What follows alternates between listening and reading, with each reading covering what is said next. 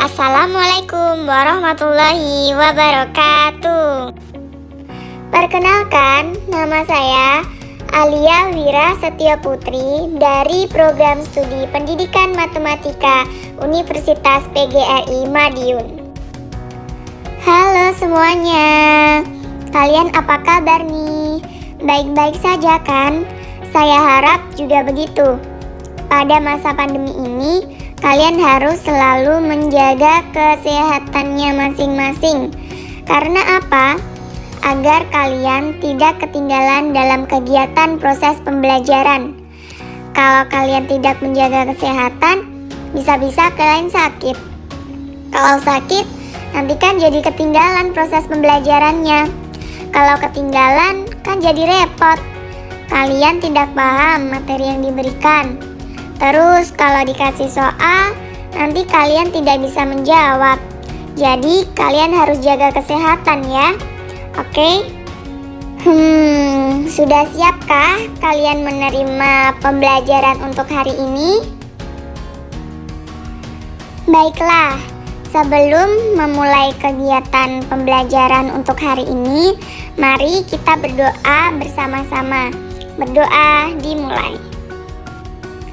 Kompetensi dasar dan indikator yang akan kita bahas yaitu yang pertama 3.1 menjelaskan dan menentukan rumus fungsi invers. Yang kedua 4.1 menyelesaikan masalah yang berkaitan dengan fungsi invers suatu fungsi. Untuk indikator pencapaian kompetensi, yang pertama menentukan fungsi invers dari suatu fungsi. Sebelum kita memulai materi untuk hari ini, saya mau tanya dulu nih. Ada yang tahu nggak sih apa pengertian dari fungsi invers? Ayo, ada yang tahu nggak? Apa ya kira-kira pengertian fungsi invers itu? Ya, benar sekali. Fungsi invers juga fungsi kebalikan. Hah? Apa sih itu maksudnya? Ya, fungsi invers atau yang juga dikenal sebagai fungsi kebalikan adalah sebuah fungsi yang berkebalikan dari fungsi asalnya. Misalnya nih, di sebuah universitas pasti ada yang menjadi dosen, mahasiswa, ataupun pegawai. Masing-masing dari dosen, mahasiswa, ataupun pegawai tentunya memiliki kartu tanda pengenal, kartu tanda pengajar, kartu tanda mahasiswa, ataupun kartu tanda pegawai. Atau secara lebih umum, kita yang berusia di atas 17 tahun tentunya memiliki kartu tanda penduduk dengan nomor induk penduduk yang berbeda antara orang satu dengan orang yang lainnya. Relasi memiliki nomor induk kependudukan antara orang dengan nomor induk penduduknya merupakan relasi khusus yang disebut fungsi. Pada uraian ini akan dibahas mengenai fungsi yang merupakan kebalikan dari fungsi yang lain. Fungsi yang seperti ini disebut fungsi invers. Nah, selanjutnya yuk kita bahas apa aja sih manfaat dari fungsi invers itu.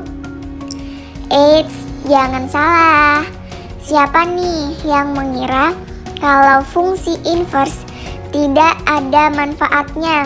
Ayo, salah besar tuh. Padahal fungsi invers banyak banget manfaatnya dalam berbagai bidang dan kehidupan sehari-hari loh. Ada yang udah pada tahu apa aja sih manfaatnya? Yap, fungsi invers banyak sekali manfaatnya dalam berbagai bidang. Antara lain dalam bidang ekonomi, dalam bidang kimia, dalam bidang geografi dan sosiologi, dan juga dalam bidang ilmu fisika.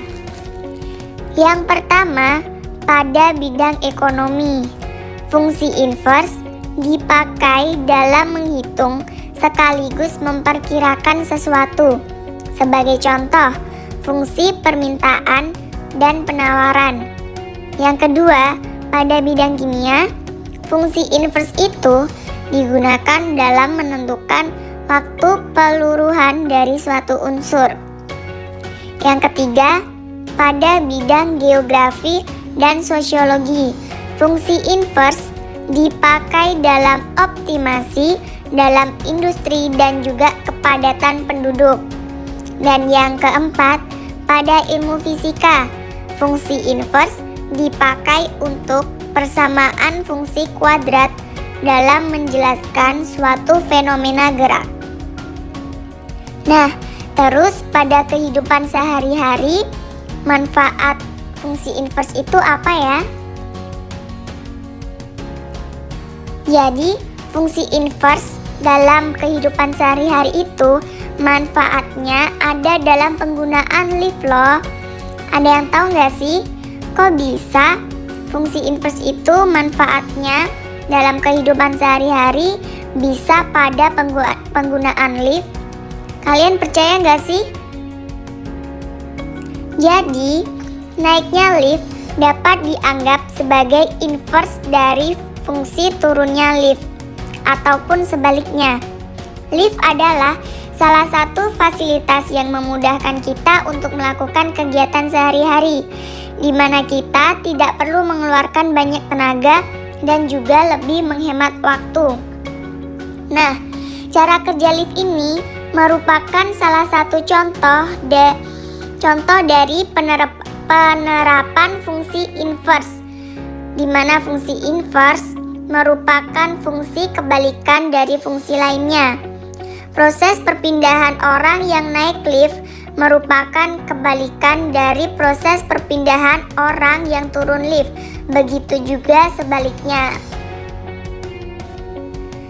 Waduh, padahal ini belum mulai materi loh. Baru pengenalan sama materinya. Tapi kayaknya kok udah panas banget ya nih otaknya. Kalian udah ngerasa panas belum sih?